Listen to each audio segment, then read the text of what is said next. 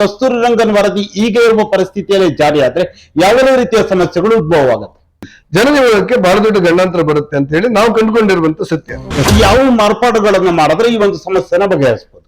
ಜನಜೀವನಕ್ಕೆ ತೊಂದರೆ ಆಗಿರುವಂತೆ ಒಂದು ವರದಿಯನ್ನು ತಗೊಂಡು ನಾವು ಅದನ್ನು ಅನುಷ್ಠಾನ ಮಾಡೋದ್ರಿಂದ ಶಾಶ್ವತವಾದ ಪರಿಹಾರ ಆಗುತ್ತೆ. ಪಕ್ಷದ ರಾಜ್ಯದ ಜವಾಬ್ದಾರಿ ಏನಾದ್ರೂ ಕೋಟ ಶ್ರೀನಿವಾಸ ಪೂಜಾರಿ ಅವರಿಗೆ ಸಿಗುತ್ತಾ? ತಗೊಳ್ಬೇಕು ಅಂತ ಪಾರ್ಟಿ ಹೇಳಿದ್ರೆ ತಗೊಳ್ತೇನೆ. ನಾನೇ ಅದಕ್ಕೆ ಲಾಗ್ ಮಾಡಿಲ್ಲ, ಬೇರೆ ಇಷ್ಟು ಕೊಟ್ಟು ಸಾಕು ನಂಗೆ. ಹಾಯ್ ಹಲೋ ನಮಸ್ಕಾರ, ನಾನು ಅಭಿಷೇಕ್ ಶೃಂಗೇರಿ. ಇವತ್ತಿನ ಈ ಒಂದು ವಿಶೇಷ ಸಂದರ್ಶನದಲ್ಲಿ ಪರಿಸರ ಸೂಕ್ಷ್ಮ ವಲಯದ ಕುರಿತಾಗಿ ಬಹಳ ದೊಡ್ಡ ಮಟ್ಟದಲ್ಲಿ ಈಗ ಚರ್ಚೆಗೆ ಕಾರಣ ಆಗಿರುವಂತದ್ದು 7ನೇ ಬಾರಿ ಈಗ ಕರಡು ಅಧಿಸೂಚನೆ ಹೊರಡಿಸಿರುವಂತದ್ದು ಕೇಂದ್ರ ಸರ್ಕಾರ.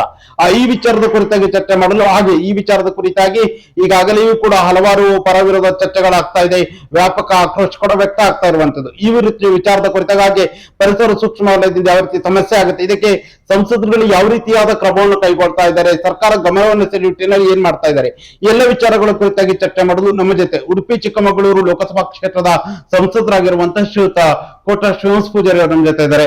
ಸರ್, ಕಾರ್ಯಕ್ರಮಕ್ಕೆ ಆತ್ಮೀಯ ಸ್ವಾಗತ. ಸರ್, ಮೊದಲನೇದಾಗಿ ಪರಿಸರ ಸೂಕ್ಷ್ಮ ವಲಯದ ಕುರಿತಾಗಿ 7ನೇ ಬಾರಿಗೆ ಈಗ ಕರಡು ಅಧಿಸೂಚನೆ ಬಂದಿರುವಂತದ್ದು, ಇದ್ರ ಕುರಿತಾಗಿ ಒಬ್ಬರು ಸಂಸದರಾಗಿ ನಿಮ್ಮ ಮೊದಲ ರಿಯಾಕ್ಷನ್ ಏನು?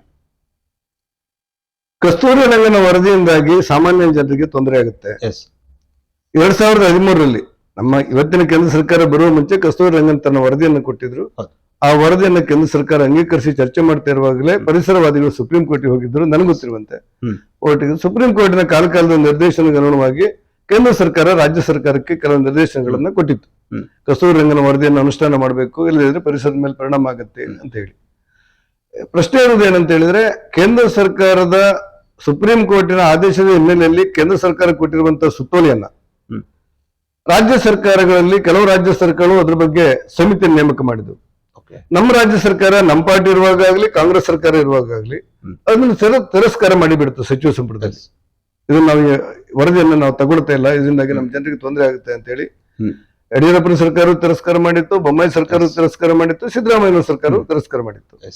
ಆ ಹಿನ್ನೆಲೆಯಲ್ಲಿ 1-2 ದಿವಸಗಳ ಕಾಲ ನಮಗೆ ತೊಂದರೆ ತಕರಾರುಗಳು ಇರಲಿಲ್ಲ. ಜಿಲ್ಲಾಧಿಕಾರಿಗಳು ಹೇಳ್ತಾ ಇದ್ರು ಸರ್ಕಾರ ತಿರಸ್ಕಾರ ಮಾಡೋದನ್ನು ನಾನು ಒತ್ತಾಯ ಮಾಡೋದಿಲ್ಲ ಅಂತ ಹೇಳ್ತಾ ಇದ್ರು. ಆದ್ರೆ ಮತ್ತೆ ಪರಿಸರವಾದಿಗಳು ಸುಪ್ರೀಂ ಕೋರ್ಟ್ ಹೋಗ್ತಾರೆ, ಸುಪ್ರೀಂ ಕೋರ್ಟ್ ಮತ್ತೆ ಕೇಂದ್ರ ಸರ್ಕಾರಕ್ಕೆ ನಿರ್ದೇಶನ ಕೊಡುತ್ತೆ.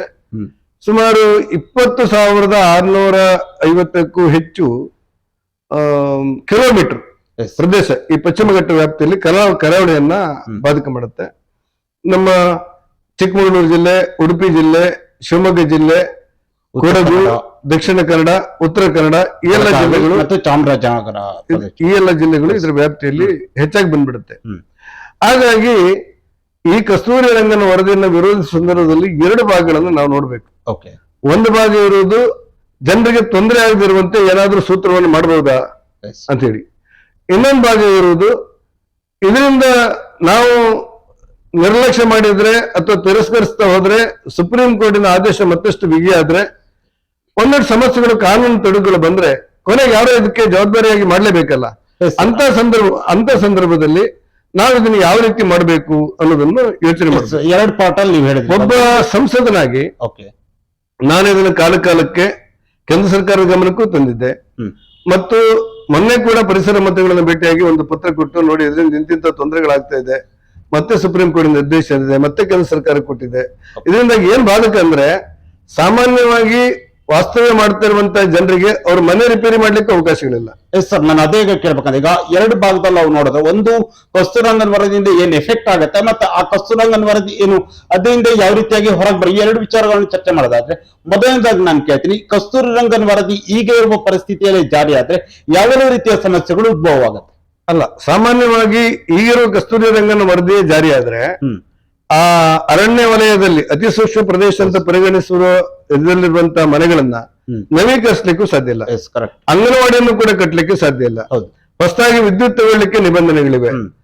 ರೈತರ ಅಡಿಕೆ ಮರಕ್ಕೆ ಕ್ರಿಮಿನಾಶಕಗಳನ್ನ ಮಾಡ್ಲಿಕ್ಕೂ ಕೂಡ ನಿಯಮಗಳಿರುತ್ತೆ, ನಿರ್ಬಂಧಗಳಿರುತ್ತೆ. ಹೊಸ ಕೃಷಿಯನ್ನು ಮಾಡ್ಲಿಕ್ಕಿಲ್ಲ, ಅವ್ರು ಹೇಳಿದ ಕೃಷಿಯನ್ನು ಮಾತ್ರ ಮಾಡಬೇಕು. ಒಟ್ಟಾರೆ ಜನಜೀವನಕ್ಕೆ ಒಂದಷ್ಟು ಖಂಡಿತ ಗೊಂದಲ ಬರುತ್ತೆ. ಭೂಮಿಯನ್ನು ಮಾರಾಟ ಮಾಡ್ಲಿಕ್ಕೂ ಆಗೋದಿಲ್ಲ, ಮಾರಾಟ ಮಾಡಿದ್ರು ಕೂಡ ಕಡಿಮೆ ದರಕ್ಕೆ ಹೋಗ್ಬಿಡುತ್ತೆ. ಒಟ್ಟಾರೆ ಸುಮಾರು 20,665 ಕಿಲೋಮೀಟರ್ ವ್ಯಾಪ್ತಿಯಲ್ಲಿರುವಂತಹ ಪ್ರದೇಶಗಳಲ್ಲಿ ಜನಜೀವನಕ್ಕೆ ಬಹಳ ದೊಡ್ಡ ಗಂಡಾಂತರ ಬರುತ್ತೆ ಅಂತ ಹೇಳಿ ನಾವು ಕಂಡುಕೊಂಡಿರುವಂತ ಸತ್ಯ. ಇದನ್ನ ಕೇರಳದಲ್ಲಿ ಏನ್ ಮಾಡಿದ್ದಾರೆ ಅಂದ್ರೆ, ಉಮರ್ ಸಮಿತಿ ಅಂತ ಒಂದು ಸಮಿತಿಯನ್ನ ರಾಜ್ಯ ಸರ್ಕಾರ ಮಾಡ್ತು. ಎಸ್ ಆ ಸಮಿತಿ ಒಂದು ವರದಿಯನ್ನು ಕೊಟ್ಟಿದೆ. ಈ ರೀತಿ ರಿಯಾಯಿತಿ ಕೊಡಬೇಕು, ಈ ರೀತಿ ರಿಯಾಯಿತಿ ಕೊಡಬೇಕು, ಈ ರೀತಿ ರಿಯಾಯಿತಿ ಕೊಡಬೇಕು ಅಂತ ಹೇಳಿ ಗ್ರಾಮ ಸಭೆಯಲ್ಲಿ ಕೂತ್ಕೊಂಡು ವರದಿಯನ್ನು ಕೊಡ್ತೇವೆ. ನಮ್ ಕರ್ನಾಟಕದಲ್ಲಿ ಏನಾಯ್ತು ಅಂತ ಹೇಳಿದ್ರೆ ಅದ್ರ ಬಗ್ಗೆ ಆಳಕ್ಕೆ ಹೋಗುವ ಬದಲು ಸರ್ಕಾರ ತಿರಸ್ಕರಿಸ್ತಾ ಬಂತು. ನಮ್ ಸರ್ಕಾರ ನಾನು ಅದೇ ವಿಷಯ ನಾನು ಕೇಳ್ಬೇಕಂತ ಹೋದ್ರೆ, ಈಗ ಒಂದು ಸಮಸ್ಯೆ ಅಂತ ಉದ್ಭವ ಆದ್ರೆ ಅದಕ್ಕೆ ಪರಿಹಾರ ಕೂಡ ಖಂಡಿತ ಇದ್ದಾರೆ. ಅಂದ್ರೆ ಈಗ ಬಂದಿರುವಂತಹ ಕಸ್ತೂರಂಗನ್ ವರದಿಯ ವಿಚಾರ ಕುರಿತಾಗಿ ಹೇಳೋದಾದ್ರೆ ಯಾವ ಮಾರ್ಪಾಡುಗಳನ್ನ ಮಾಡಿದ್ರೆ ಈ ಒಂದು ಸಮಸ್ಯೆನ ಬಗೆಹರಿಸಬಹುದು? ಇಲ್ಲ, ಈಗ ಇದಕ್ಕೆ ರಾಜ್ಯ ಸರ್ಕಾರ ಮತ್ತು ಕೇಂದ್ರ ಸರ್ಕಾರ ಒಟ್ಟಾಗಿ ಕೆಲಸಗಳನ್ನು ಮಾಡ್ತಾರೆ. ಅಲ್ಲೆಲ್ಲ ಕೂತ್ಕೊಂಡು ಯಾರೋ ಕೇಂದ್ರ ಸರ್ಕಾರವನ್ನು ದೂರುದು, ನಾವು ರಾಜ್ಯ ಸರ್ಕಾರವನ್ನು ದೂರ್ತಾ ಇರುವುದು, ಇದು ಸಮಸ್ಯೆಗೆ ಪರಿಹಾರ ಅಲ್ಲ. ನಾನು ಕೇಂದ್ರ ಮಂತ್ರಿ ಏನ್ ಹೇಳಿದೆ ಅಂದ್ರೆ, ರಾಜ್ಯ ಸರ್ಕಾರದ ಮುಖ್ಯ ಕಾರ್ಯದರ್ಶಿ ಮತ್ತು ಸಂಬಂಧಿತ ಮಂತ್ರಿಗಳನ್ನು ನೀವು ಕರೀರಿ, ನಾವು ಆ ಬಾಧಿತ ಪ್ರದೇಶದ ಎಂಪಿಗಳು MLAಗಳು ನಾವೆಲ್ಲ ಬರ್ತೇವೆ. ಬಂದಾಗ ಒಂದು ಚರ್ಚೆ ಮಾಡಿ ಯಾವ ರೂಪದಲ್ಲಿ ಜನರಿಗೆ ತೊಂದರೆಯಾಗದೆ ಮತ್ತು ಪರಿಸರದ ಪ್ರೇಮಿಗಳು ಹೋಗಿ ಸುಪ್ರೀಂ ಕೋರ್ಟಿಗೆ ಹೋದ್ರೆ ಸುಪ್ರೀಂ ಕೋರ್ಟಿಗೆ ನಾವು ಮನವರಿಕೆ ಮಾಡುವ ಒಂದು ಸೂತ್ರವನ್ನ ನಾವು ಮಾಡೋಣ. ಇದು ಎಷ್ಟು ಕಿಲೋಮೀಟರ್ ಬಿಡಬೇಕು, ಎಷ್ಟು ಮೀಟರ್ ಬಿಡಬೇಕು, ಕಾಡಂಚಿಂದ ಎಷ್ಟು ಮೀಟರ್ ಹೊರಗೆ ಇರಬೇಕು ಅನ್ನೋದ್ರ ಬಗ್ಗೆ ನಾವು ಯೋಚನೆ ಮಾಡೋಣ. ಜನಜೀವನಕ್ಕೆ ತೊಂದರೆ ಆಗಿರುವಂತೆ ಒಂದು ವರದಿಯನ್ನು ತಕೊಂಡು ನಾವು ಅದನ್ನು ಅನುಷ್ಠಾನ ಮಾಡೋದ್ರಿಂದ ಶಾಶ್ವತವಾದ ಪರಿಹಾರ ಆಗುತ್ತೆ. ಇದು ಒಂದರ ಪೊಲಿಟಿಕಲ್ ಪಾರ್ಟಿಯವರು ಮತ್ತೊಬ್ಬರ ಮೇಲೆ ಬೈದು ಮತ್ತೊಬ್ಬರ ಮೇಲೆ ಆಗೋದಿಲ್ಲ ಅಂತ ನಾನು ಹೇಳಿದ್ದೆ. ನಾನು ಪರಿಶೀಲನೆ ಮಾಡ್ತೇನೆ ಅಂತ ಹೇಳಿದ್ದಾರೆ. ನಾನು ರಾಜ್ಯ ಸರ್ಕಾರದಲ್ಲೂ ಕೂಡ ಮೊನ್ನೆ ಬೇರೆ ಬೇರೆ ಕಾರಣಕ್ಕೆ ಈ ಕೊಂಕಣ ರೈಲ್ವೆ ಸಂಬಂಧಪಟ್ಟಂತೆ ನಾನು DK ಅವರನ್ನ ಮುಖ್ಯಮಂತ್ರಿಗಳನ್ನ ಭೇಟಿ ಮಾಡಿದಾಗ ಈ ಒಂದು ವಿಚಾರಗಳನ್ನ ನಾನು ಹೇಳ್ಬೇಕಾಗಿತ್ತು. ಹೇಳಲಿಕ್ಕೆ ಏನಾಯ್ತು ಅಂದ್ರೆ, ನನ್ನ ಜೊತೆಲಿ ಅನುಭವಗಳಿದ್ದವರು ಒಂದ್ 4 ಜನ ಇದ್ರೆ, ಶಾಸಕರು ರೂಲಿಂಗ್ ಪಾರ್ಟಿ ಶಾಸಕರಾಗ್ಲಿ ಅವರಾಗ್ಲಿ ಇದ್ರೆ ಇದನ್ನ ಹೆಚ್ಚು ಅನುಕೂಲ ಅಂತ ನಂಗೆ ಅನ್ಸಿತ್ತು. ಇನ್ನು ಕೂಡ ಮುಖ್ಯಮಂತ್ರಿಗಳ ಮತ್ತು ಹೊಸ ಅರಣ್ಯ ಮಂತ್ರಿಗಳ ಜೊತೆಲಿ ಮಾತಾಡಿ ಕರ್ನಾಟಕಕ್ಕೆ ಇದು ಬಾಧಕ ಆಗದಿರುವಂತ ರೀತಿಯಲ್ಲಿ ಕೊಡಗಿಗೆ, ಚಿಕ್ಕಮಗಳೂರಿಗೆ, ಶೃಂಗೇರಿಗೆ, NR ಪುರಕ್ಕೆ, ಮೂಡಿಗೆರೆಗೆ ಇದೆಲ್ಲ ಇದೆಯಲ್ಲ, ನಮ್ಮ ಪ್ರದೇಶಗಳಿದೆಯಲ್ಲ, ಚಿಕ್ಕಮಗಳೂರು ಯಾವುದಕ್ಕೂ ಬಾಧಕ ಆಗದ ರೀತಿಯಲ್ಲಿ ನಮ್ಮ ಕುಂದಾಪುರ ತಾಲೂಕು ಸೇರಿದಂತೆ ಕೆಲವು ಭಾಗಗಳಲ್ಲಿ ಅಮಾಸ್ಮೇಲ್ ಅಂತ ಪ್ರದೇಶಗಳಲ್ಲಿರುವಂತಹ ಸಮಸ್ಯೆಗಳು ಏನ್ ಮಾಡಬಹುದು, ಉತ್ತರ ಕನ್ನಡ ಹೇಗೆ ಮಾಡಬಹುದು, ಇದನ್ನೊಂದು ಶಾಶ್ವತವಾದಂತಹ ಸಮಸ್ಯೆನ ನಾವೆಲ್ಲ ಒಟ್ಟಾಗಿ ಹಿಡ್ಕೊಂಡು ಹೋದಾಗ ಮಾತ್ರ ಈ ಸಮಸ್ಯೆಗಳು ಪರಿಹಾರ ಆಗ್ಲಿಕ್ಕೆ ಸಾಧ್ಯ ಇದೆ ಅಂತ ಪ್ರತಿ ಬಾರಿಯೂ ಕಸ್ತೂರಂಗನ್ ವರದಿಯನ್ನು ಕರಡು ಸೂಚನೆ ಬಂದ ಸಂದರ್ಭದಲ್ಲಿ ಒಂದು ಚರ್ಚೆಗೆ ಬರುವಂತದ್ದು ಕೇರಳದಲ್ಲಿ ಆಗಿರುವಂತದ್ದು ಕರ್ನಾಟಕದಲ್ಲಿ ಯಾಕೆ ಆಗ್ತಾ ಇಲ್ಲ? ಕೇರಳದಲ್ಲೂ ಅಂದ್ರೆ ಕೇರಳದಲ್ಲಿ ಮಾಡಿರುವಂತ ಕೆಲಸವನ್ನ ಕರ್ನಾಟಕದ ಚುನಾಯಿತ ಜನಪ್ರತಿನಿಧಿಗಳು ಮೊದಲು ಫೇಲ್ಯೂರ್ ಆಗ್ತಾ ಇದಾರ ಅಂತ ಅಲ್ಲ. ಕೇರಳದಲ್ಲಿ ರಾಜ್ಯ ಸರ್ಕಾರ ಉಮರ್ ಸಮಿತಿ ಅಂತ ಒಂದು ಸಮಿತಿ ಮಾಡಿದೆ. ಅದು ಸುಮಾರು 10ಕ್ಕೂ ಹೆಚ್ಚು ಶಿಫಾರಸುಗಳನ್ನ ಮಾಡಿದೆ. ಆ ಸಮಿತಿಯನ್ನ ಸುಪ್ರೀಂ ಕೋರ್ಟ್ ಆಗಲಿ ಕೇಂದ್ರ ಸರ್ಕಾರ ಆಗಲಿ ಸಮಿತಿಯ ವರದಿಯನ್ನು ಪೂರ್ಣ ಒಪ್ಪಿಲ್ಲ. ಆದ್ರೆ ಭಾಗಶಃ ಅದರಲ್ಲಿ ತೊಂದರೆಗಳು ಕಡಿಮೆ ಆಗಿದೆ ಅಂತ ಅನ್ಸುತ್ತೆ. ನಾವು ಅದೇ ರೀತಿಯಲ್ಲಿ ಒಂದು ಸಮಿತಿಯನ್ನು ಮಾಡಿ ಅದರ ಅಧ್ಯಯನ ವರದಿಯನ್ನು ಸುಪ್ರೀಂ ಕೋರ್ಟ್ಗೆ ಕೇಂದ್ರ ಸರ್ಕಾರ ಕೊಡ್ಬೇಕಾ? ಆವಾಗ ಏನೇನು ಸಾಧಕ ಬಾಧಕಗಳು ಬರಬಹುದು, ನಾವೆಲ್ಲ ಒಟ್ಟು ಕೂತ್ಕೊಂಡು ಅದನ್ನ ಹೇಗೆ ಚರ್ಚೆ ಮಾಡಬಹುದು ಅಂತ ಮಾಡ್ಲಿಕ್ಕೆ ಬಹುತೇಕ ನಾನು ಶಾಸಕರ ಜೊತೆ ಒಂದ್ಸತಿ ಮಾತಾಡಿ, ಜಿಲ್ಲಾಡಳಿತ ಜೊತೆ ಒಂದ್ಸತಿ ಮಾತಾಡಿ, ಜಿಲ್ಲಾ ಉಸ್ತುವಾರಿ ಮಂತ್ರಿಗಳ ಜೊತೆ ಮಾತಾಡಿ, ಸರಿಯಿಂದ ಅರ್ಧ ಮಾತಾಡಿ ಕಡೆಗೆ ಏನಾಯ್ತು ಅಂದ್ರೆ ತಿರಸ್ಕಾರ ಮಾಡಿಬಿಟ್ಟಿದ್ದೀವಿ ಅಂತ ಹೇಳುತ್ತೆ ಸರ್ಕಾರ. ಜಿಲ್ಲಾಧಿಕಾರಿಗಳು ಹೇಳಿದ್ರು ತಿರಸ್ಕಾರವನ್ನು ಸಚಿವ ಸಂಪುಟ ಮಾಡಿದ್ರಿಂದಾಗಿ ನಮ್ಗಿನ್ನ ಆ ಸಮಸ್ಯೆಗಳಿಲ್ಲ, ಗಾಡಿಗಳ ವರದಿ ಆಗಲಿ ಕಸ್ತೂರಿ ರಂಗನ ವರದಿ ಆಗಲಿ ನಾವೇನು ಅದ್ರ ಬಗ್ಗೆ ಮಾತಾಡೋದಿಲ್ಲ ಅಂತ ಜಿಲ್ಲಾಧಿಕಾರಿಗಳು ಹೇಳಿದ್ರಿಂದಾಗಿ ನಾವು ಅದ್ರ ಮತ್ತೆ ಮುಂದುವರ್ಸಕ್ಕೆ ಹೋಗಿಲ್ಲ. ಈಗ ಮತ್ತೆ ಸುಪ್ರೀಂ ಕೋರ್ಟ್ ಕೊಟ್ಟು ಮತ್ತೆ ಕೇಂದ್ರ ಸರ್ಕಾರ ಸುತ್ತೋಲೆ ಕೊಟ್ಟ ಹಿನ್ನೆಲೆಯಲ್ಲಿ ಒಂದಷ್ಟು ಗಾಬರಿ ಆಗುವಂತ ವಸ್ತುಗಳ ನಿರ್ಮಾಣ ಆದದ್ದು ಹೌದು. ಆ ಹಿನ್ನೆಲೆಯಲ್ಲಿ ಏನ್ ಮಾಡಬೇಕು ಅಂತ ಯೋಚನೆ ಮಾಡ್ಲಿಕ್ಕೆ ನಾನು ಸಂಸದನಾಗಿ ಕೇಂದ್ರ ಸರ್ಕಾರ ಜೊತೆಲೂ ಮಾತಾಡಿದ್ದೇನೆ, ರಾಜ್ಯ ಸರ್ಕಾರ ಜೊತೆಲೂ ಮಾತಾಡ್ತಾ ಇದ್ದೇನೆ. ಜನರಿಗೆ ತೊಂದರೆ ಆಗದೆ ಇರುವಂತೆ ನಾನು MP ಆಗಿ ಅವರಿಗೆ ಏನ್ ರಕ್ಷಣೆ ಕೊಡ್ಬೋದು ಅದನ್ನ ನಾನು ಮಾಡ್ತೇನೆ. ಓಕೆ ಸರ್, ಈಗ ಪ್ರಮುಖವಾಗಿ ಇತ್ತೀಚೆಗೆ ಡೆಲ್ಲಿಗೂ ಕೂಡ ನೀವು ಹೋಗಿದ್ರಿ, ಪರಿಸರ ಸಚಿವರನ್ನು ಕೂಡ ಇದಕ್ಕೆ ಸಂಬಂಧಪಟ್ಟ ಮೀಟ್ ಆಗಿದ್ರಿ, ಅವ್ರಿಗೂ ಕೂಡ ಇಲ್ಲಿ ವಾಸ್ತವಾಂಶಗಳನ್ನ ತಿಳಿಸೋ ಕೆಲಸವನ್ನ ಕೂಡ ನೀವು ಮಾಡಿರುವ. ಅಂದ್ರೆ ನೀವು ಪರಿಸರ ಸಚಿವರನ್ನ ಭೇಟಿಯಾಗಿ ಅವರಿಗೆ ವಿಚಾರವನ್ನು ತಿಳಿಸ ಸಂದರ್ಭ ಆ ಕಡೆಯಿಂದ ಯಾವ ರೀತಿಯಾದ ಒಪಿನಿಯನ್ ವ್ಯಕ್ತ ಆಗ್ತದೆ? ಅಲ್ಲ, ನಾನು ಪರಿಶೀಲನೆ ಮಾಡ್ತೇನೆ ಅಂತ ಹೇಳಿದ್ದಾರೆ. ಸಾಮಾನ್ಯ ಅವರು ಪರಿಶೀಲನೆ ಮಾಡ್ತೇವೆ ಅಂತ ಹೇಳಿದ್ದಾರೆ, ನಾನು ಲಿಖಿತವಾಗಿ ಕೊಟ್ಟಿದ್ದೆ. ಅದು ಸದನದ ಒಳಗೆ ಮಾತಾಡಿದ್ರಿಂದಾಗಿ ಫೋಟೋ ಎಲ್ಲ ತಗೊಳ್ಳಿಕ್ಕೆ ಆಗಿಲ್ಲ. ಅವ್ರ ಜೊತೆ ಮಾತಾಡ್ತೇವೆ. ಇನ್ನೂ ಕೂಡ ನನ್ಗನ್ಸುತ್ತೆ ನಾನು ಎಲ್ಲ ಸಂಸದರನ್ನ ಒಂದು 3 ಜನ, ಯಾಕಂದ್ರೆ ಅತ್ಯಂತ ಬಾಧಕ ಆಗಿರುವಂತ ಒಂದು ನಮ್ಗಾಗಿರುವುದು ಉತ್ತರ ಕನ್ನಡ, ಕಾಗೇರಿ, ಚೌಟ, ನಾನು ಮತ್ತು ಮೈಸೂರು ಮಹಾರಾಜರು ಕೊಡಗಿಗೆ ಸಂಬಂಧಪಟ್ಟಂತೆ ಇರೋರು, ಶಿವಮೊಗ್ಗ, ಈ ಕಡೆ ರಾಘವೇಂದ್ರ, ಇವರೆಲ್ಲರೂ ಒಟ್ಟಾಗಿ ಈ ಅಧಿವೇಶನದ ನಂತರ ಎಲ್ಲರೂ ಚರ್ಚೆ ಮಾಡಬೇಕು ಅಂತ ಇದೆ. ನಮಗೊಂದು ಪರಿಸರ ಮಂತ್ರಿಗಳನ್ನು ಭೂಪೇಂದ್ರ ಯಾದವ್ ಜೊತೆಯಲ್ಲಿ ನಾವು ಮಾತಾಡ್ಬೇಕು ಅಂತ ಇದೆ ಎಲ್ಲ ಒಟ್ಟಾಗಿ. ಈ ಮಧ್ಯೆ ಕೆಲವರು ಏನು ಮಾತಾಡಿಲ್ಲ, ನಿಮ್ಮ ಪಾರ್ಲಿಮೆಂಟ್ ಅಲ್ಲಿ ನಮ್ಮ MP ಮಾತಾಡ್ಲಿಲ್ಲ. ನಾನು ಈ ಪ್ರಶ್ನೆ ನಾನು ಕೇಳಬೇಕಂತ ಅಧಿವೇಶನ ನಡೆಯುತ್ತಿರುವ ಸಂದರ್ಭದಲ್ಲಿ ಈ ಎಕೋ ಸೆನ್ಸಿಟಿವ್ ಝೋನ್ ನ ಕುರಿತಾಗಿ ಈಗ 7ನೇ ಬಾರಿ ಕರಡು ಅಧಿಸೂಚನೆ ಬಂದಿರುವುದು. ಈ ಸಂದರ್ಭದಲ್ಲಿ ಏನು ಇದಕ್ಕೆ ಈಗ ಉಡುಪಿ ಚಿಕ್ಕಮಗಳೂರು ಆಗಿರ್ಬೋದು, ದಕ್ಷಿಣ ಕನ್ನಡ, ಉತ್ತರ ಕನ್ನಡ, ಶಿವಮೊಗ್ಗ, ಕೊಡಗು, ಮೈಸೂರು, ಚಾಮರಾಜನಗರ, ಬೆಳಗಾವಿ ಯಾವ ಸಂಸದರು ಕೂಡ ಇದ್ರ ಕುರಿತಾಗಿ ಸಂಸತ್ನಲ್ಲಿ ಧ್ವನಿ ಯಾರ ಹತ್ರ ಮಾತಾಡುವುದು? ಈಗ ಯಾರ ಹತ್ರ ಮಾತಾಡುದು? ಕೇಂದ್ರ ಸರ್ಕಾರ ಜೊತೆ ಮಾತಾಡ್ಬೇಕು. ಕೇಂದ್ರ ಸರ್ಕಾರದಲ್ಲಿ ಸದನದಲ್ಲಿ ಮಾತಾಡಬೇಕು. ಪಾರ್ಲಿಮೆಂಟ್ ಅಲ್ಲಿ 20ನೇ ತಾರೀಕಿಂದ 13ನೇ ತಾರೀಕಿನವರೆಗೆ ಹೆಚ್ಚು ಕಡಿಮೆ 3 ವಾರಗಳ ಕಾಲ ನಡೆದಂತ ಪಾರ್ಲಿಮೆಂಟ್ ನಲ್ಲಿ ಆ ಶಿಕ್ಷಣಕ್ಕೆ ಸಂಬಂಧಪಟ್ಟಂತೆ ಒಂದು ಬಿಲ್ ಅಲ್ಲಿ ಒಂದು 2 ಗಂಟೆ ಮಾತಾಡಿದೆ ಬಿಟ್ರೆ ಮತ್ತು 1 ನಿಮಿಷ ಕೂಡ ಮಾತಾಡ್ಲಿಕ್ಕೆ ಅವಕಾಶ ಇಲ್ಲ. ಯಾಕಂದ್ರೆ ಸಂಪೂರ್ಣವಾಗಿ ಸ್ಪೀಕರ್ ಮುದ್ದಿಗೆ ಗಲಾಟೆ ಮಾಡಿ ಧಿಕ್ಕಾರ ಅಂತ ಕೂಗಿದ ಹಿನ್ನೆಲೆಯಲ್ಲಿ ಪ್ರತಿಪಕ್ಷಗಳಿಗೂ ಜವಾಬ್ದಾರಿ ಬೇಕು ಅಂತ ಅನ್ಸೋದು ನನಗೆ. ನಾನೇನು ದೂರ್ಲಿಕ್ಕೆ ಹೇಳಿದ್ದಲ್ಲ, ಒಂದು ಜವಾಬ್ದಾರಿ ಬೇಕು ಅಂತ ನಂಗೆ ಅನ್ಸೋದು. ಎಲ್ಲಿವರೆಗೆ ಆಯ್ತು ಅಂದ್ರೆ ಒಂದೇ ಒಂದು ಶೂನ್ಯ ವೇಳೆ ಬರ್ಲಿಲ್ಲ. ನಾವ್ ಇಂಥದ್ದೆಲ್ಲ ಶೂನ್ಯ ವೇಳೆ ಅಂತ ಕೇಳೋರು, ನಮ್ಗೆ ಇಂಥದ್ದಾಗಿದೆ ಅಂತ ಶೂನ್ಯ ವೇಳೆ ಒಂದೇ ಒಂದು ಶೂನ್ಯ ವೇಳೆ, ಒಂದೇ ಒಂದು ಪ್ರಶ್ನೋತ್ತರ ಬರ್ಲಿಲ್ಲ, ಒಬ್ಬ ಪ್ರಶ್ನೋತ್ತರ ಕೇಳಿದ್ರೆ ನಡಿಲಿಕ್ಕೆ ಅವಕಾಶಗಳು ಆಗಿಲ್ಲ. ಇನ್ಯಾವುದೋ 377 ಪ್ರಕಾರ ಒಂದು ಮನ್ನಣೆ ಮಾಡುವಂತೆ ಇರುತ್ತೆ. ಅದು ಬಿಟ್ಟರೆ ಮತ್ತೆ ಯಾವುದೋ ಮಾಡಿದಂತ ಒಂದು ಉದಾಹರಣೆಗಳು ಕೂಡ ಇಲ್ಲ. 1 ನಿಮಿಷಕ್ಕೆ 2.5 ಲಕ್ಷ ಬೀಳುತ್ತೆ. ಯಾವುದಕ್ಕೆ? ಪಾರ್ಲಿಮೆಂಟ್ ನಡೀಲಿಕ್ಕೆ, ಅಧಿವೇಶನ ನಡೆಯಕ್ಕೆ. 1 ಗಂಟೆಗೆ ಹೆಚ್ಚು ಕಡಿಮೆ 1.5 ಕೋಟಿ ಆಗುತ್ತೆ. 1 ದಿವಸಕ್ಕೆ 9 ಕೋಟಿ ಖರ್ಚಾಗುತ್ತೆ. 1 ನಿಮಿಷ ಕೂಡ ನಡೆದಿರುವಂತ ದಿನಗಳಿತ್ತು. ನಿನ್ನೆ 1 ನಿಮಿಷ ಕೂಡ ನಡೀಲಿಲ್ಲ. ಈಗ ಯಾರ ಹತ್ರ ಕೇಳ್ಬೇಕು? ನೀವು ಅಧಿವೇಶನದಲ್ಲಿ ಚರ್ಚೆ ಮಾಡಬೇಕಿತ್ತು ಅಂತ ಹೇಳ್ತಾರಲ್ಲ, ಎಲ್ಲಿ ಚರ್ಚೆ ಮಾಡುದು, ಹೇಗೆ ಚರ್ಚೆ ಮಾಡುದು ಅಂತ ಇದೆಯಲ್ಲ. ನಾವು ಕೂತ್ಕೊಂಡು ಸಂಜೆ ಮುಂದೋಗಿದ್ದೇವೆ ಅಂದ್ರೆ ಕೂಡಲೇ ವಾಪಸ್ ಬರೆದು ಬಿಟ್ರೆ ಮತ್ತೇನೋ ಮಾಡ್ಲಿಕ್ಕೆ ಆಗಿಲ್ಲ ಅಂತ ನನ್ಗೆ ಅನ್ಸೋದು. ಅಧಿವೇಶನ ನಡೀತಾ ಇದೆ, ಆದ್ರೆ ಅಧಿವೇಶನ ನಡೀತಾ ಇದ್ದಾಗ ಚರ್ಚೆಗೆ ಅವಕಾಶ ಇಲ್ಲದಿರುವಷ್ಟು ವಿವಾದಗಳು ಗಲಾಟೆಗಳು ನಡೀತಾ ಇರುವ ಹಿನ್ನೆಲೆಯಲ್ಲಿ ಸದಸ್ಯರಾಗಿ ನಮ್ಗೆ ಯಾವ ಪ್ರಶ್ನೆಯನ್ನು ಕೇಳಲಿಕ್ಕೆ ಅವಕಾಶಗಳಿಲ್ಲ, ಯಾವ ಶೂನ್ಯವನ್ನು ಕೂಡ ಮಂಡಿಸ್ಲಿಕ್ಕೆ ಅವಕಾಶ ಇಲ್ಲ ಅಂತ ಪರಿಸ್ಥಿತಿ ಇವತ್ತು ನಿರ್ಮಾಣ ಆಗಿದೆ. ಯಾರು ನಿರ್ಮಾಣ ಮಾಡಿದ್ದಾರೆ ಅನ್ನೋದು ಇಡೀ ದೇಶಕ್ಕೆ ಗೊತ್ತಿರೋದ್ರಿಂದ ನಾನು ಅದ್ರ ಬಗ್ಗೆ ಚರ್ಚೆಗೆ ಹೋಗ್ತಾ ಇಲ್ಲ. ಓಕೆ ಸರ್, ಅದೇ ರೀತಿಯಲ್ಲಿ ಈಗ ಸರ್ವೆಗಳಾಗಿದ್ದು ಸರಿಯಾಗಿ ನಾನು ಮಾತು ಕೂಡ ಕೇಳಿ ಬರ್ತೇನೆ. ಅಂದ್ರೆ ಈಗ ವೈಮಾನಿಕ ಸರ್ವೆಗಳನ್ನ ಮಾಡಿ ಈ ಪ್ರದೇಶಗಳನ್ನ ಈ ಒಂದು ಎಕೋ ಸೆನ್ಸಿಟಿವ್ ಝೋನ್ಗೆ ಸೇರಿಸಿದ್ದಾರೆ, ಫಿಸಿಕಲ್ ಸರ್ವೆ ಮಾಡಿಲ್ಲ ಅನ್ನೋ ಮಾತುಗಳು ಕೂಡ ವ್ಯಾಪಕವಾಗಿ ಚರ್ಚೆಯಲ್ಲಿರುವಂತ. ಅಂದ್ರೆ ವೈಮಾನಿಕ ಸಮೀಕ್ಷೆ ಮಾಡಿ ಯಾವ ಭಾಗದಲ್ಲಿ ಹಸಿರು ಕಂಡು ಬರುತ್ತೋ ಆ ಭಾಗವನ್ನ ಎಲ್ಲವನ್ನೂ ಕೂಡ ಈ ಒಂದು ಎಕೋ ಸೆನ್ಸಿಟಿವ್ ಝೋನ್ಗೆ ಸೇರಿಸುವ ಷಡ್ಯಂತ್ರ ನಡೆದಿದ್ಯಾ ಅಂತ? ಏನ್ ಷಡ್ಯಂತ್ರ ನಡೆದ್ರು ಕೂಡ ನಮ್ಮ ಮುಂದಿರುವಂತಹ ಚರ್ಚೆ ಕಸ್ತೂರಿ ರಂಗನ ವರದಿಯನ್ನು ಅನುಷ್ಠಾನ ಮಾಡಲಿಕ್ಕೆ ಕೇಂದ್ರ ಸರ್ಕಾರ, ಸುಪ್ರೀಂ ಕೋರ್ಟ್ ಕೇಂದ್ರ ಸರ್ಕಾರಕ್ಕೆ ಆದೇಶ ಕೊಟ್ಟಿದೆ. ಕೇಂದ್ರ ಸರ್ಕಾರ ರಾಜ್ಯ ಸರ್ಕಾರಕ್ಕೆ ನಿರ್ದೇಶನ ಕೊಟ್ಟಿದೆ. ಇದೊಂದೇ ನಮ್ಮ ಮುಂದಿರುವಂತ ಚರ್ಚೆ. ನೀವು ಹೆಚ್ಚು ಸೇರಿಸಿದ್ದೀರಾ, ಕಡಿಮೆ ಸೇರಿಸಿದ್ದೀರಾ, ಯಾವ ರೀತಿ ಸರ್ವೆ ಮಾಡಿದ್ದೀರಿ, ಸರ್ವೆಯಲ್ಲಿ ತಪ್ಪಾಗಿದೆ ಅದೆಲ್ಲ ಮತ್ತೋಣ.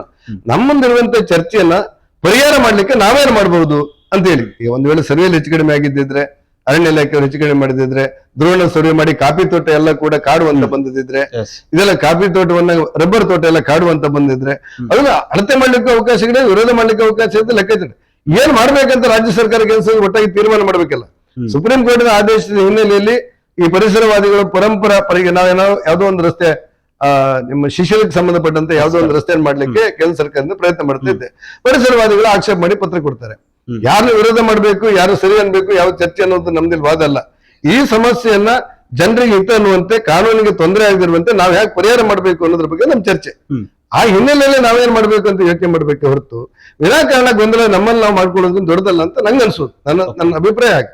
ಓಕೆ, ಈಗ ನೀವು ಹೇಳಿದ್ರೆ ಓಕೆ, ಅದು ಒಂದು ಭಾಗ ಆದ್ರೆ ಇನ್ನೊಂದು ಒಂದು ಪಂಚಾಯತಿಯಲ್ಲಿ 2 ಗ್ರಾಮಗಳು ಬಂತಂದ್ರೆ ಒಂದು ಗ್ರಾಮ ಮೀಸಲು ಅರಣ್ಯ ಅಂತ ಆಗಿದೆ, ಇನ್ನೊಂದು ಗ್ರಾಮ ಎಕೋ ಸೆನ್ಸಿಟಿವ್ ಝೋನ್ ಬಂದಿದೆ.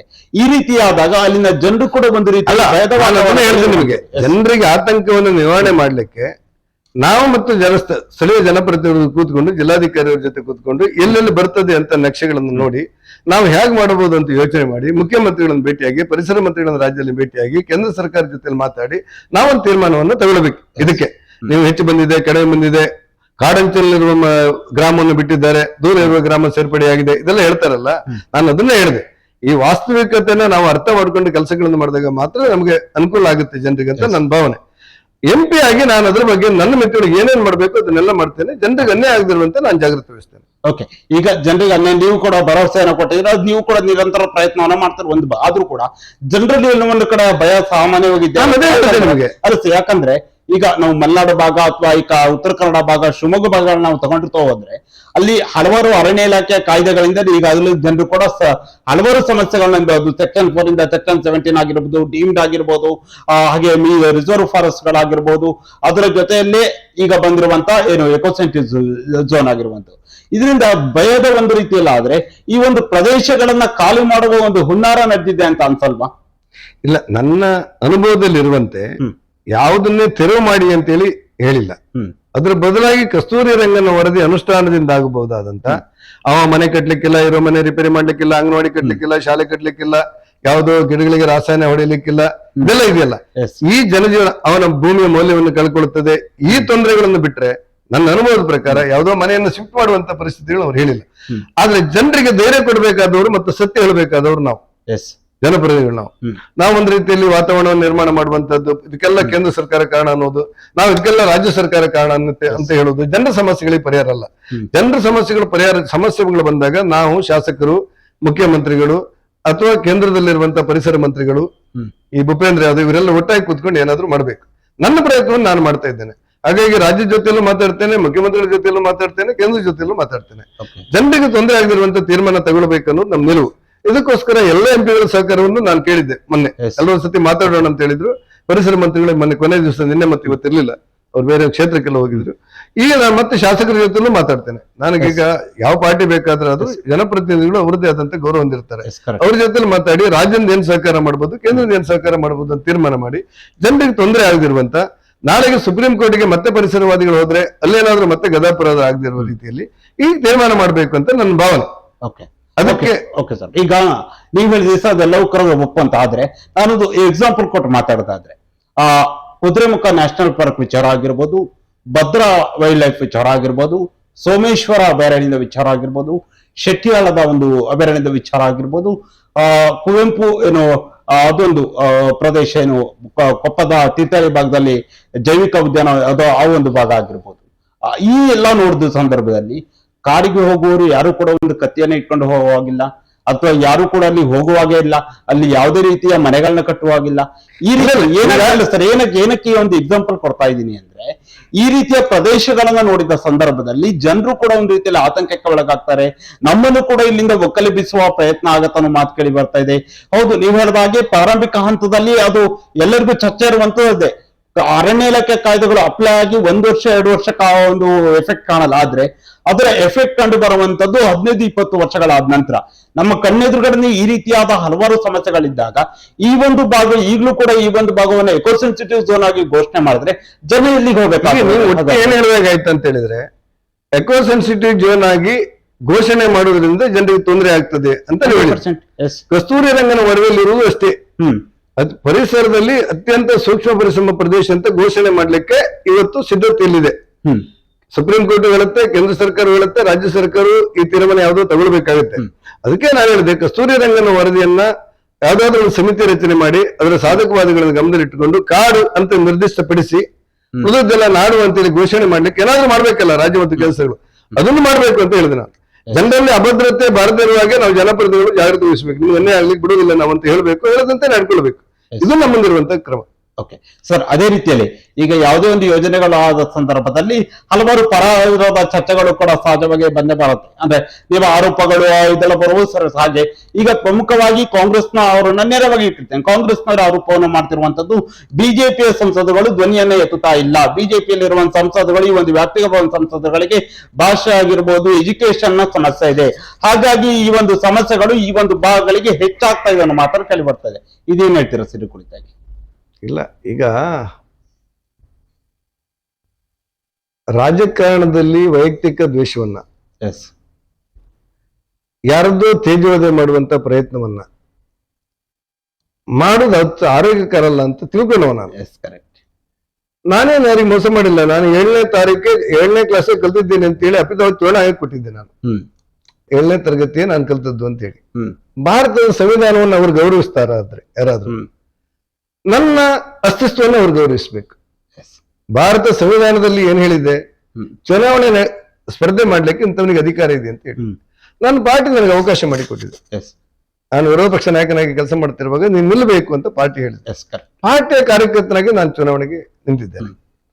ನಾನು ನಿಲ್ಲುವಾಗಲೇ ನನ್ಗೆ 7ನೇ ಕ್ಲಾಸ್ ಅಂತ ಹೊತ್ತು ಕೊಟ್ಟಿದ್ದೆ. ತುಂಬಾ ಜನ ಬುದ್ಧಿವಂತರಿಗೆ ಅರ್ಥ ಇಲ್ಲ. 18 ಭಾಷೆಗಳಲ್ಲಿ ಭಾಷಾಂತರ ಆಗುವಂತ ವ್ಯವಸ್ಥೆ ಇದೆ ಇಲ್ಲಿ. ನಂಗೆ ನೆನಪಿರುವಂತೆ, ಒಂದೆರಡು ಹೆಚ್ಚು ಕಡಿಮೆ ಇರಬಹುದು.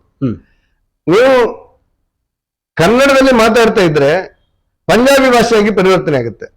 ನೀವು ಕನ್ನಡದಲ್ಲಿ ಮಾತಾಡ್ತಾ ಇದ್ರೆ ಆಂಧ್ರ ಪ್ರದೇಶದ ತೆಲುಗು ಭಾಷೆಯಾಗಿ ಕೇಳುತ್ತೆ.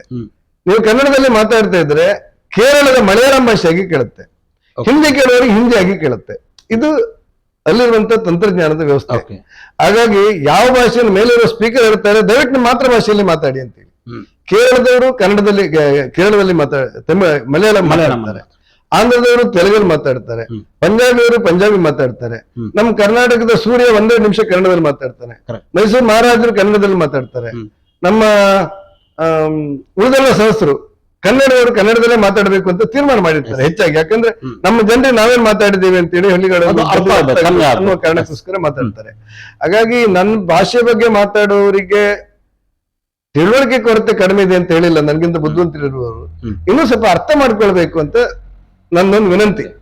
ಅವ್ರ ಭಾಷೆಯಲ್ಲೇ ಬಳಸಿ ನಾನು ಹೇಳೋದಿಲ್ಲ, ನನ್ನೊಂದು ವಿನಂತಿ. ಯಾಕಂದ್ರೆ ಈ ಬದಲಾದ ಕಾಲಘಟ್ಟದಲ್ಲಿ ತಾಂತ್ರಿಕ ವ್ಯವಸ್ಥೆಯಲ್ಲಿ ಭಾಷೆ ಸಮಸ್ಯೆಗಳಲ್ಲ ಅಂತ ನಾನು ಹೇಳೋನು. ಈಗ ನಾನು 2 ವರ್ಷ ಆಯ್ತು. ನೀವು ಈ ಮಾಳ ಮತ್ತು ತನಿಕೋಡಿನ ರಸ್ತೆ ಇದೆಯಲ್ಲ, ನಾನು ಹೇಳಿ ಶುರು ಮಾಡ್ತೇನೆ, ನೀವು ಕೇಳ್ಬೇಕಾದ್ರೆ ನಾ ಹೇಳ್ಬಾರ್ದು. ಮಾಳ ಮತ್ತು ತನಿಕೋಡು ರಸ್ತೆಗೆ 1999ರಲ್ಲಿ ಮೇಲ್ದರ್ಜೆಗೇರಿದ್ದು. 100 ಎಕರೆ ಜಾಗ ಕೊಡ್ಬೇಕಿತ್ತು ಅರಣ್ಯ ಇಲಾಖೆ, ಕಂದಾಯ ಇಲಾಖೆ ಅವರು. ಎಷ್ಟು ವರ್ಷ ಆಯ್ತು? 99ರಿಂದ ಇಲ್ಲಿವರೆಗೂ ಕೊಟ್ಟಿಲ್ಲ. ನಾನು ಬಂದ ನಂತರ 100 ಎಕರೆ ಜಾಗವನ್ನು ಬೇರೆ ರಾಜ್ಯದ ಬೇರೆ ಜಿಲ್ಲೆಯಲ್ಲಿ ಹುಡುಕಿ, ಆ ಜಿಲ್ಲಾಧಿಕಾರಿಗಳ ಜೊತೆ ಹೋಗಿ ಮಾತಾಡಿ ಬೇರೆ ಜಿಲ್ಲೆ ಹುಡುಕಿ ಅದನ್ನ ಹಸ್ತಾಂತರ ಮಾಡಿಸಿ ಅದಕ್ಕೆ ಬೇರೆ ಹಾಕ್ಸಿ ಅವರಿಗೆ ಹಸ್ತಾಂತರ ಮಾಡ್ತಾ ಇದ್ದೇನೆ. 500 ಕೋಟಿ ರೂಪಾಯಿ ಚಿಲ್ಲರೆ ಟೆಂಡರ್, 530 ಕೋಟಿ ಎಷ್ಟು ಟೆಂಡರ್.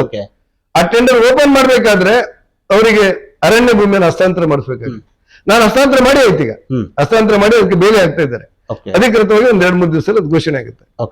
ಈಗ ಆ ಟೆಂಡರ್ ಅನ್ನ ಯಾಕಂದ್ರೆ 99ರಲ್ಲಿ ಎಸ್ಟಿಮೇಟ್ ಏನ್ ಮಾಡ್ಲಿಕ್ಕೆ ಆಗುತ್ತೆ, ಈಗ ಹೊಸ ಎಸ್ಟಿಮೇಟ್ ಮಾಡಿ ಪ್ರೊಡ್ಯೂಸ್ ಮಾಡ್ತಾ ಇದ್ದಾರೆ ಇಲಾಖಾಧಿಗಳು. ಅವರು ಪಟ್ಟು ಹಿಡಿದು ನಾನು ಮಾಡ್ತಾ ಇದ್ದೆ. ಅಲ್ಲಿಂದ ಇಲ್ಲಿಯವರೆಗೂ ಕೂಡ ಅಷ್ಟರೊಳಗೆ ರಸ್ತೆ ರಿಪೇರಿ ಆಗ್ಬೇಕಲ್ಲ, 1 ವರ್ಷ ಹೋಗುದಿಲ್ಲ, 2-3 ವರ್ಷ ಹೋಗುದಿಲ್ಲ. ಅದಕ್ಕೆ 14 ಕೋಟಿ ರೂಪಾಯಿ ಮಂಜೂರು ಮಾಡಿಸ್ಕೊಂಡು ಬಂದಿದೆ. 14.5 ಕೋಟಿ ರೂಪಾಯಿಯನ್ನ ಮಾಳ ಮತ್ತು ರಸ್ತೆ ರಿಪೇರಿ ದುರಸ್ತಿಗೋಸ್ಕರ ಮಾಡಿದೆ. ಯಾಕಂದ್ರೆ ಸೇತುವೆ ಕುಸಿತಾ ಇದೆ, ಇನ್ನೊಂದಾಗಿದೆ, ಮತ್ತೊಂದಾಗಿದೆ ಅಂತ ಹೇಳ್ತಾರೆ ಇಲ್ಲ. ಅವಾಗ್ಲೂ ನನ್ ಭಾಷೆ ಬಂದಿರ್ಲಿಲ್ಲ, ನಂಗೆ ಭಾಷೆ ಬರ್ಲಿಲ್ಲ ಅಂತ ಹೇಳ್ತಾರಲ್ಲ. ಈಗ ನಾನು 7ನೇ ಕ್ಲಾಸ್, ನಂಗೆ ಡಿಗ್ರಿ ಆಗಿರ್ಲಿಲ್ಲ. ಈಗ ನಾನು ಡಿಗ್ರಿ ಮಾಡ್ಕೊಂಡು ಅದನ್ನೆಲ್ಲ ಮಾಡಿದ್ದೆಲ್ಲ ಬಂದು 7ನೇ ಕ್ಲಾಸ್ ಅಂತ ಏನ್ ಎಪಿಸೋಡ್ ಕೊಟ್ಟಿದ್ದೇನೆ ಅಷ್ಟೇ ನಾನು ಕೊಟ್ಟಿದ್ದು, ನಂದೇ ಮುಚ್ಚಬರ ಇಲ್ಲ ಅದ್ರೊಳಗೆ.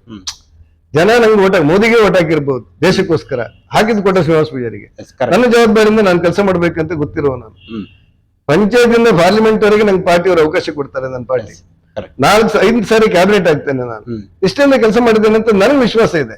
ಹಾಗಾಗಿ ನಾನು ಅಪಿಲೋತ್ತಲ್ಲಿ 7ನೇ ತರಗತಿ ನಂಗಂತ ಕೊಟ್ಟಿದ್ದೇನೋ, ಆ 7ನೇ ತರಗತಿಯ ಶಿಕ್ಷಣವನ್ನು ಹಿಡ್ಕೊಂಡೆ ನಾನು ಮಾಳದಿಂದ ಹಿಡಿದು ತನಿಖೆವರೆಗಿನ 500 ಕೋಟಿ ರೂಪಾಯಿಗೆ ಸಂಬಂಧಪಟ್ಟಂತ ಕಾಮಗಾರಿಯನ್ನ ಅನುಷ್ಠಾನ ಮಾಡ್ಲಿಕ್ಕೆ 100 ಎಕರೆ ಭೂಮಿಯನ್ನ ಕಂದಾಯ ಇಲಾಖೆಯಿಂದ ಅರಣ್ಯ ಇಲಾಖೆಗೆ ಕೊಡಿಸಿದ್ದೆ. ಅದು ಸದ್ಯ ರಿಪೇರಿಗೆ 14 ಕೋಟಿ ರೂಪಾಯಿ ಮಾಡಿದ್ದೆ. ಆವಾಗಲೂ ನನ್ನ ಶಿಕ್ಷಣ ಅಷ್ಟೇ ಇತ್ತು ನನಗೆ, ಇದು ಗೊತ್ತಿರ್ಲಿ ಅಂತ ಹೇಳಿ. ಮತ್ತು ತುಂಬಾ ಜನರಿಗೆ ಈ ಯಾವ ರೀತಿ ಇದ್ದಾರೆ ನನ್ಗೆ ಗೊತ್ತಿಲ್ಲಪ್ಪ, ಅವ್ರ ಭಾಷೆ, ಅವರ ಧ್ವನಿ, ಇದನ್ನೆಲ್ಲ ನೋಡಿದಾಗ ನನ್ಗೆ ಅನ್ಸುತ್ತೆ, ಈ ಪ್ರಜಾಪ್ರಭುತ್ವದಲ್ಲಿ ಇಂಥವರೇ ಮಂತ್ರಿ ಆಗ್ಬೇಕಂತಿಲ್ಲ, ಇಂಥವರೇ MP ಆಗ್ಬೇಕಂತಿಲ್ಲ, ಇಂಥವರೇ MLA ಆಗ್ಬೇಕಂತೇನಿಲ್ಲ. ಭಾರತೀಯ ಪ್ರಜೆ ಆಗಬಹುದು. ಆ ಭಾರತೀಯ ಪ್ರಜೆ, ನಾನು ಭಾರತೀಯ ಪ್ರಜೆ.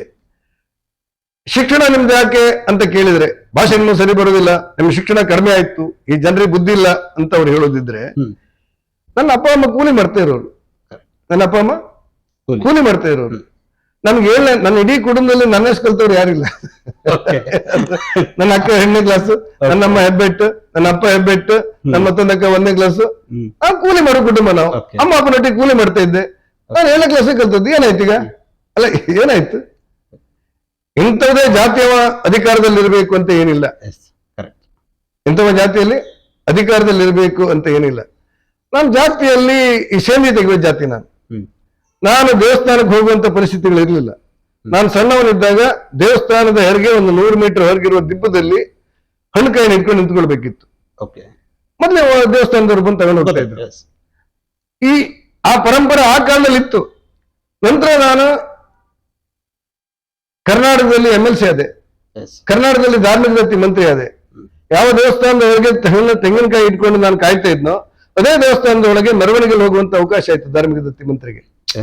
ಪ್ರಪಂಚ ಬದಲಾಯ್ತು. ನನ್ ಟೀಕೆ ಮಾಡೋರು ಬದಲಾಗಿಲ್ಲಪ್ಪ, ಯಾಕೆ ಗೊತ್ತಿಲ್ಲ. ಅಲ್ಲ, ನೀವು ಹೇಳಿದ ಹಾಗೆ ಆ ಕೋಟಾ ಶ್ರೀನಿವಾಸ ಪೂಜಾರಿ ಅವ್ರನ್ನ ವೈಯಕ್ತಿಕವಾಗಿ ನಾನು ಕೂಡ ನನಗೆ ಬಾರಿಯನ್ನು ಪರಿಚಯ ಅಲ್ಲ, ಕಳೆದ 2.5 ವರ್ಷದಿಂದ ನಾನು ನೋಡಿದ ಪೈಕಿ ಒಂದು ಸಣ್ಣ ಮಿಸ್ ಕಾಲಿಗೂ ಕೂಡ ರೆಸ್ಪಾನ್ಸ್ ಮಾಡುವಂತಹ ಸಂಸದರನ್ನ ನೋಡಿದ್ರೆ ನಾನು ತಿಳಿದ ಯಾಕಂದ್ರೆ ನಾನು ವಿಚಾರವನ್ನು ಹೇಳ್ತೀನಿ ಅಂದ್ರೆ, ನಾನು ಕೂಡ 5-6 ಜನ ಸಂಸದಗಳನ್ನ ನೋಡಿದ್ದೇನೆ. ಎಲ್ಲರನ್ನೂ ಕೂಡ ಹಲವಾರು ಜನ 30-35 MLA ಗಳನ್ನ ಎಲ್ಲರನ್ನೂ ಕೂಡ ನಾನು ಮಾತಾಡ್ತೀನಿ. ಆದ್ರೆ ನನಗೆ ತಿಳಿದ ಮಟ್ಟ ಹಾಗೆ ಒಬ್ಬ ಗ್ರಾಮ ಪಂಚಾಯಿತಿಯ ಸದಸ್ಯ ಹೇಗೆ ರೆಸ್ಪಾನ್ಸ್ ಮಾಡ್ತಾನೋ ಅದೇ ರೀತಿಯಾಗಿ ಒಬ್ಬ ಸಂಸದರಾಗಿ 8 ವಿಧಾನಸಭಾ ಕ್ಷೇತ್ರಗಳಲ್ಲಿ ನೀವು ಸುತ್ತಬರ್ತಾ ಇದ್ದೀರಾ. ಹಾಗೆ ಅದೇ ರೀತಿಯಾಗಿ ಎಲ್ಲಾ ಕಾಲ್ಗಳನ್ನು ಕೂಡ ರೆಸ್ಪಾನ್ಸ್ ಮಾಡ್ತಾ ಇದ್ದೀರಾ. ಅದು ಹೇಗ್ ಸಾಧ್ಯ ಅಂತ ತುಂಬಾ ಜನರಿಗೆ ಇರ್ಲಿ, ಯಾರೇ ಆಗಿದ್ರು ಕೂಡ ನಾವು ಟೀಕೆಯನ್ನು ಆರೋಗ್ಯ ತುಂಬಾ ಜನರಿಗೆ ಹೋರಾಟ ಅಂದ್ರೆ ಎದುರವರಿಗೆ ಬೈಯುವುದಂತೂ ತೀರ್ಮಾನ ಮಾಡಿದ್ದಾರೆ ತುಂಬಾ ಜನ. ನಾನು ಅವರವರು ಅಂತ ಹೇಳಿ ನಂಗ್ಯಾರೋ ಹೇಳಿದ್ರು ಅಂತ ಹೇಳಿ ಹೇಳುದಲ್ಲ, ಪ್ರಜಾಪ್ರಭುತ್ವ ಹೇಳ್ತಾರೆ, ಉತ್ತರ ಕೊಡ್ಬೋದು.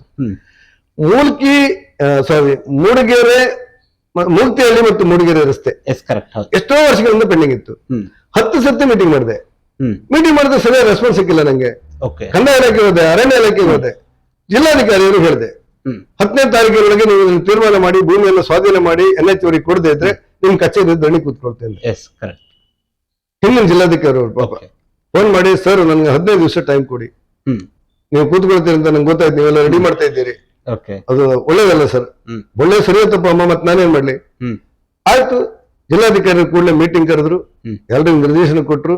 ಇವತ್ತು ಭೂಮಿ ಸ್ವಾಧೀನ ಆಯ್ತು, ಈಗ ಪರಿಹಾರ ಕೊಡ್ತಾ ಇದ್ದೇವೆ, ಮರಗಳನ್ನು ಕಡಿಲಿಕ್ಕೆ ಬೇಕಾದಂತ ಆದೇಶ ಆಗಿದೆ. ನಮ್ಮ ಈಗಲೇ ಕೆಲಸ ಪ್ರಾರಂಭ ಆಗಿದೆ, ಮರಕ್ಕೆ ಇದಾಗ್ತಾ ಇದ್ದಾರೆ, ಗುರುತಿನ ನಂಬರ್ ಹಾಕ್ತಾ ಇದ್ದಾರೆ, ಕಡಿಲಿಕ್ಕೆ ಆಗ್ತದೆ. ಅದು ಹೋರಾಟದ ಒಂದು ಭಾಗ.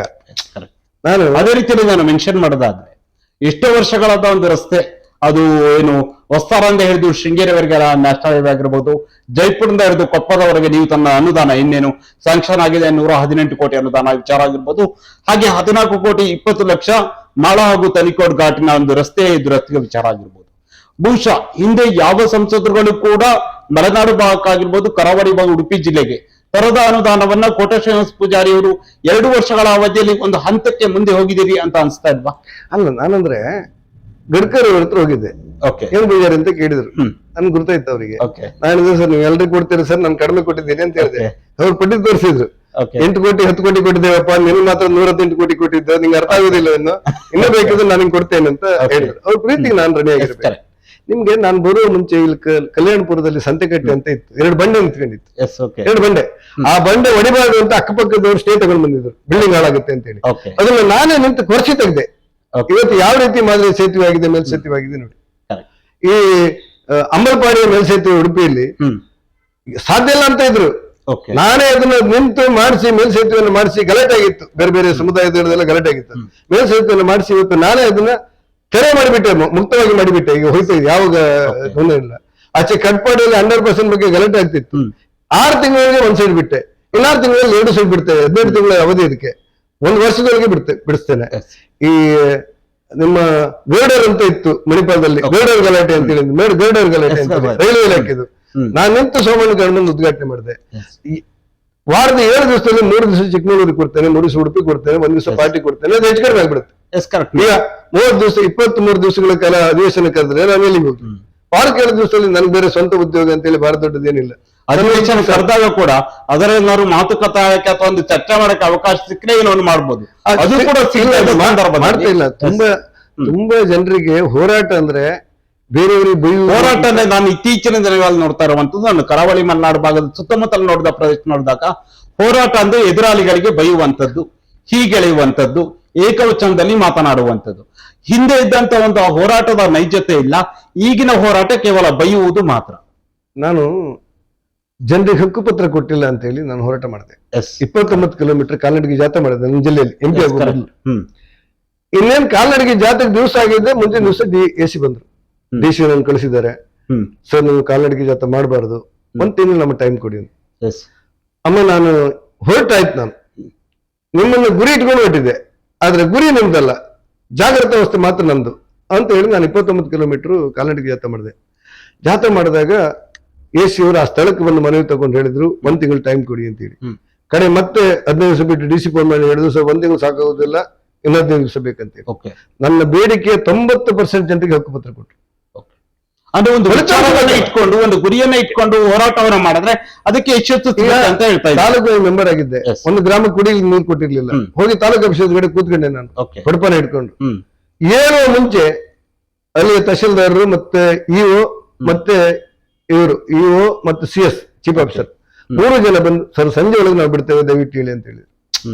ನಾನು ಹೇಳಿದ್ ಹೋರಾಟ ಅಂದ್ರೆ ಎದುರಾಳಿಗಳಿಗೆ ಬೈಯುವಂತ ವ್ಯವಸ್ಥೆಗಳಲ್ಲ, ಗುರಿಯನ್ನ ಇಟ್ಕೊಂಡು ವಿಚಾರ ಮತ್ತು ಗುರಿ, ಅದೇ ತೃಪ್ತಿ ನಮಗೆ. ನಾವು ಹೋರಾಟದಲ್ಲಿ ಜನರಿಗೆ ಗೆಲ್ಲುವುದರ ಮೂಲಕ ಜನರಿಗೆ ನ್ಯಾಯ ಸಿಕ್ಕಿದೆ ಅಂತ ತೃಪ್ತಿ. ಅದು ಹಾಗಲ್ಲ, ಕೆಲವು ಕಡೆಗೆ ಮೊನ್ನೆ ಯಾರು ಹೇಳಿದ್ದಾರೆ ಅಂತಲ್ಲ, ವಾಮಾಗೋಚರವಾಗಿ ಬೈಯುವುದು, ಕೆಟ್ಟದ್ದಾಗಿ ಬೈಯುವುದು, ಅಂತ ವೈಯಕ್ತಿಕವಾದ ನಿಂದನೆ ಮಾಡುವುದು ಇದೆಲ್ಲ ಸರಿಯಲ್ಲ ಅಂತ ನನ್ನ ಭಾವನೆಗಳಲ್ಲಿ ಒಂದು. ಹಾಗಾಗಿ ಬೈದವರ ಬಗ್ಗೆ ವಾಪಸ್ ಬೈಯುವುದಿಲ್ಲ ನಾನು, ಆದ್ರೆ ಬೈಯು ಮೊದಲು ಸ್ವಲ್ಪ ನೀವು ಯೋಚನೆ ಮಾಡಿದ್ರೆ ಸಮಾಜಕ್ಕೆ ಒಳ್ಳೆಯದು ಅಂತ ಹೇಳಿದೆ. ಓಕೆ ಸರ್, ಅದೇ ರೀತಿಯಲ್ಲಿ ಮಾತಾಡ್ತಾ ಇನ್ನೊಂದ್ 2 ಕ್ವಶನ್ ಕೇಳೋದಾದ್ರೆ, ಈ ಎಕೋ ಸೆನ್ಸಿಟಿವ್ ಝೋನ್ ಕುರಿತಾಗಿ ಹೇಳೋದಾದ್ರೆ, ಈಗ ನೀವು ಹೇಳಿದಾಗೆ ಸಂಸದರುಗಳು ಎಲ್ಲರೂ ಕೂಡ ಒಟ್ಟಾಗಿ ಹೋಗಿ ಕೇಂದ್ರದ ಗಮನವನ್ನು ಸೆಳೆಯುವಲ್ಲಿ ನಿಮ್ಮ ಸಂಸದರುಗಳ ಪಾತ್ರ ಕೂಡ ಬಹಳ ಮುಖ್ಯ. ನನಗೆ ತಿಳಿದ ಮಟ್ಟಿಗೆ 8 ಜನ ಸಂಸದರುಗಳು ಈ ಒಂದು ಎಕೋ ಸೆನ್ಸಿಟಿವ್ ಝೋನ್ ನ ಪ್ರದೇಶ ವ್ಯಾಪ್ತಿಯಲ್ಲಿ ಬರುವುದು. ನೀವು 7-8 ಜನ ಸಕಲೇಶಪುರದ MP, ಕಾಂಗ್ರೆಸ್ MP ಅವ್ರನ್ನೂ ಬರ್ಲಿಕ್ಕೆ ಹೇಳ್ತಾನೆ, ಚಾಮರಾಜನಗರ, ಬೆಳಗಾವಿ ಎಲ್ಲರನ್ನೂ ಬರ್ಲಿಕ್ಕೆ ಹೇಳ್ತಾನೆ. ಕೇಂದ್ರದ ಮಂತ್ರಿಗಳ ಟೈಮ್ ಅನ್ನು ಫಿಕ್ಸ್ ಮಾಡ್ತಾನೆ. ಅದ್ರ ಜೊತೆಗೆ ರಾಜ್ಯದ ಮುಖ್ಯಮಂತ್ರಿಗಳನ್ನು ಭೇಟಿ ಆಗ್ತಾರೆ. ನಮ್ಗೆ ವೈಯಕ್ತಿಕ ಏನಿಲ್ಲ, ರಾಜಕೀಯ ವೈಚಾರಿಕ ವಿಚಾರಗಳಲ್ಲಿ ಅಭಿಪ್ರಾಯ ಭೇದಗಳು ಇರಬಹುದು, ಪ್ರಜಾಪ್ರಭುತ್ವ ಸಹಜ ಅದು. ಹಾಗಂತ ವೈಯಕ್ತಿಕವಾಗಿ ಸಿಕ್ಕಿದಾಗ ನಾವು ಈ ದುರ್ಗುಟ್ಟಿ ನೋಡುವಂತ ಪರಿಸ್ಥಿತಿಗಳೇನಿಲ್ಲ, ಅದು ಇದು ವ್ಯವಸ್ಥೆ. ಹಾಗಾಗಿ ಮುಖ್ಯಮಂತ್ರಿಗಳು ಹಿಂದಿನ ಸಿದ್ದರಾಮಯ್ಯನನ್ನು ನಾನು ಭೇಟಿಯಾಗಿದ್ದೆ ಬೇರೆ ಬೇರೆ ಕಾರಣಕ್ಕೆ.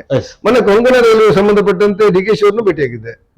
ನನ್ನ ಹತ್ರ ಸುಮಾರು 20-25 ನಿಮಿಷ ಬೇರೆ ಬೇರೆ ವ್ಯವಸ್ಥಿತವಾಗಿ ಮಾತಾಡಿದ್ರು. ನೀನು ರಾಜ್ಯ ಬಿಟ್ಟು ಕೇಂದ್ರಕ್ಕೆ ಹಾಕೋದೆ ಅಂತ ಕೇಳಿದ್ರು, ಇಲ್ಲ ಪಾರ್ಟಿ ನಿರ್ದೇಶನ ಅಂತ ಹೇಳಿದೆ. ಹೀಗೆಲ್ಲಾಗಿದೆ. ನಾನು ಹೇಳ್ತಾ ಇರೋದು ಒಬ್ಬೊಬ್ಬ ಹೋಗ್ಲಿಕ್ಕಿಗಲ್ಲ.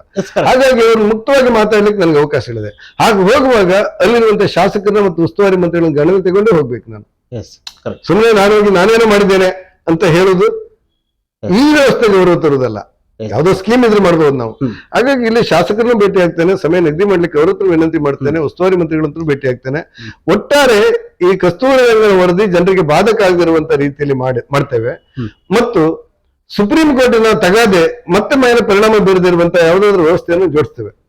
ಸಂಸದನಾಗಿ ಇದರ ಜವಾಬ್ದಾರಿಯನ್ನು ನಾನು ತಗೊಳ್ತೇನೆ, ಎಲ್ಲರೂ ಸಹಕಾರ ಕೇಳ್ತೇನೆ. ಓಕೆ ಸರ್, ಇನ್ನೊಂದು ನಾನು ರಾಜಕೀಯವಾಗಿ ಒಂದು ಕ್ವಶನ್ ನಿಮ್ಗೆ ಕೇಳದಾದ್ರೆ, ಮುಂದಿನ ದಿನಗಳಲ್ಲಿ ಪುನಃ ಕೋಟ ಶ್ರೀನಿವಾಸ ಪೂಜಾರಿ ಅವರು ಕರ್ನಾಟಕ ರಾಜ್ಯದ ರಾಜಕೀಯದಲ್ಲಿ ಸಕ್ರಿಯವಾಗಿ ಬರ್ತಾರ ಪುನಃ? ಈಗ ನಾನು ವಿರೋಧ ಪಕ್ಷ ನಾಯಕನಾಗಿ ಕೆಲಸ ಮಾಡಿದೆ, ಅದು ಕ್ಯಾಬಿನೆಟ್. ಪಾರ್ಟಿಯವರು ಹೇಳಿದ್ರು ಬೇರೆ ಬೇರೆ ಕಾರಣಕ್ಕೆ ನೀನು ಈ ಸತಿ ನಿಲ್ಲೇಬೇಕು ಅಂತ ಹೇಳಿದ್ರು. ನಾನು ಮತ್ತೆ ವಿನಂತಿ ಮಾಡಿದೆ ನೋಡಿ ಅಂತೇಳಿ. ಆದ್ರೆ ಪಾರ್ಟಿ ನಿರ್ದೇಶನ ಬಂದ ನಂಗೆ.